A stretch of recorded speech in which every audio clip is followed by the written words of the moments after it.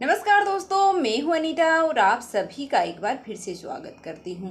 दोस्तों, आप सभी को विजयादशमी की ढेर सारी शुभकामनाएं।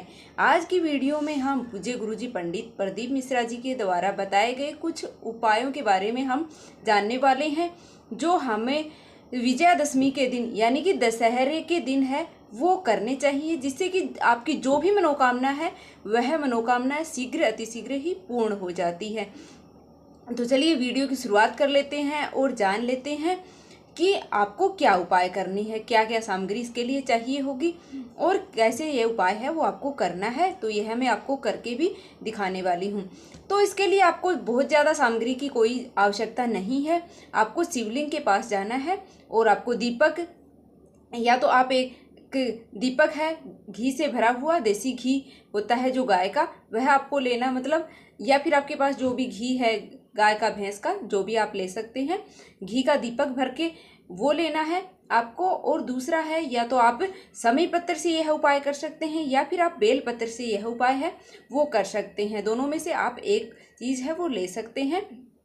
और आपको घी का दिया है गोल बाती वाला, वो आपको लेना है और फिर आपको शिवलिंग के पास जाना है, वहाँ पर आपको यह उपाय करना है। तो चलिए मैं आपको करके दिखा देती हूँ कि किस तरह से यह उपाय आपको करना है। अगर आपके आसपास भी कोई शिव जी का मंदिर है तो वहाँ पर जाकर आप यह उपाय कर सकते हैं, या फिर आप घर में भी शिवलिंग है तो वहाँ पर भी यह उपाय है वो कर सकते हैं। तो मैं यहाँ पर मंदिर में आई हूँ। मंदिर में आकर शिवलिंग पर एक लोटा जल है आप अपनी इच्छा के अनुसार है वो अर्पित कर सकते हैं, या फिर ऐसे भी आप यह उपाय कर सकते हैं।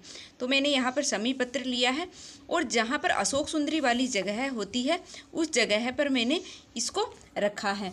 और फिर थोड़ी देर रखने के बाद उठा कर के पीछे जहाँ पर माता पार्वती की जो जगह होती है वहाँ पर मैंने इसको रख दिया है। इस तरह से आपको यह उपाय करना है। उसके बाद आपको घी का दिया है वो जलाना है और साथ ही आपको आपकी जो भी मनोकामना है, जो भी आपकी इच्छा है वह आपको बोलनी है, जिससे कि भोलेनाथ हैं वो अतिशीघ्र ही आपकी मनोकामना पूर्ण करते हैं।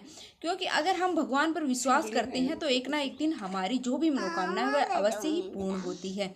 उसके बाद हम बेलपत्री का उपाय कर सकते हैं। बेलपत्री आपको 2 लेनी है और एक बेलपत्री आपको अशोक सुंदरी वाली जगह पर रखनी है और दूसरी जो बेलपत्री है वह आपको पीछे जहाँ पर माता पार्वती की हस्तकमल होते हैं वहाँ पर आपको रखनी है।